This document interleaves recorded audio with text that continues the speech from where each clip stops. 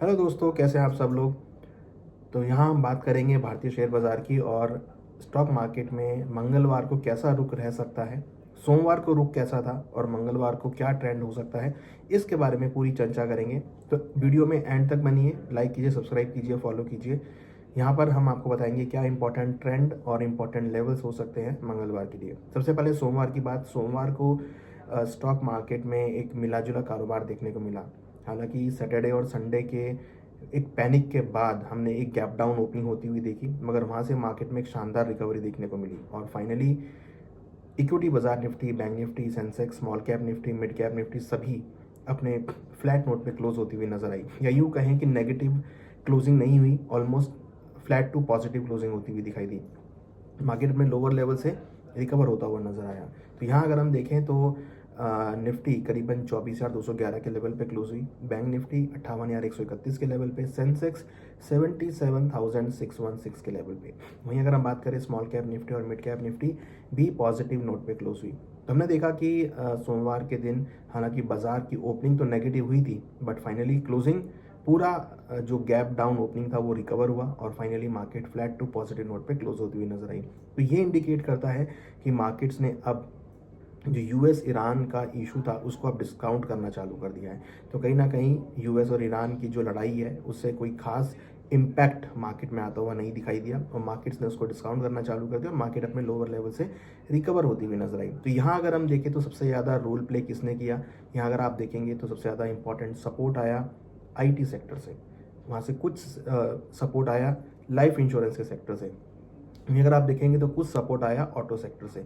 तो कुल मिला के अगर आप देखेंगे तो आईटी सेक्टर ने पूरी मार्केट को संभाला। कुछ बैंकिंग सेक्टर से भी सपोर्ट आता हुआ नजर आया, ऑटो सेक्टर से, बैंकिंग सेक्टर से, इंश्योरेंस सेक्टर से रिकवरी देखने को मिली। कहीं ना कहीं उनकी वजह से हमने मार्केट में रिकवरी आती हुई देखी। अब मंगलवार को क्या इंपॉर्टेंट सेगमेंट हो सकता है, तो मंगलवार को भी लग रहा है कि आईटी सेक्टर में एक ज़बरदस्त तेज़ी देखने को मिल सकती है, ऑटो सेक्टर में रिकवरी आ सकती है, साथ में बैंकिंग सेक्टर में रिकवरी देखने को मिल सकती है, लाइफ इंश्योरेंस सेक्टर में रिकवरी देखने को मिल सकती है।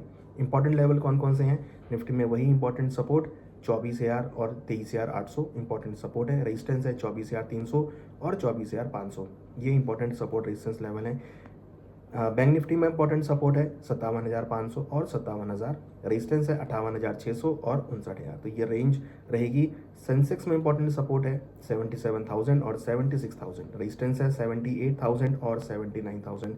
तो लग रहा है कि मार्केट्स में एक साइडवेज ट्रेंड देखने को मिल रहा है। बहुत दिनों से हम इसी रेंज में ट्रेड होते हुए देख रहे हैं, वो लग रहा है कि इसी रेंज में ट्रेड होता हुआ नजर आएगा। हालांकि रुपी यहाँ पे थोड़ा सा वीक होता हुआ नजर आया, मगर सेंटीमेंट जो है मार्केट के वो साइडवेज रहे। जैसा कि हमने अपनी वीकली रिपोर्ट में प्रिडिक्ट किया था कि बाय ऑन डिप्स होगा, तो वैसे ही इक्विटी मार्केट में ट्रेंड देखने को मिला।